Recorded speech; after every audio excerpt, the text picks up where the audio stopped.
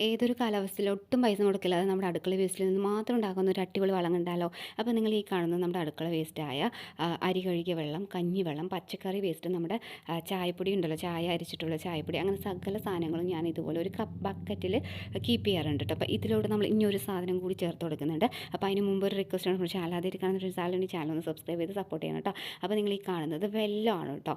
നമ്മൾ നാളേക്കാണ് ചെടിക്ക് കൊടുക്കാൻ പോകുന്നതെങ്കിൽ ഇന്ന് ഈ ഒരു വെല്ലം ഇട്ട് കൊടുക്കുക കേട്ടോ. അപ്പോൾ നാളെ ആകുമ്പോൾ ഇതൊന്ന് പൊളിച്ച് കിട്ടും. പൊളിച്ച് കിട്ടുന്ന സമയത്ത് നമ്മൾ ഇതിൻ്റെ മൂന്നിരട്ടി, നമ്മൾ ഏത് ബക്കറ്റിലാണോ അത് കീപ്പ് ചെയ്തിരിക്കുന്നത് അതിന് മൂന്നിരട്ടി വെള്ളം എടുത്തിട്ട് ഇത് നന്നായിട്ട് ഡയലൂട്ട് ചെയ്ത് കൊടുക്കണം കേട്ടോ. ഡയലൂട്ട് ചെയ്ത് കൊടുത്തിട്ട് മാത്രം ചെടികൾക്ക് കൊടുക്കാൻ വേണ്ടിയിട്ട് ശ്രദ്ധിക്കുക.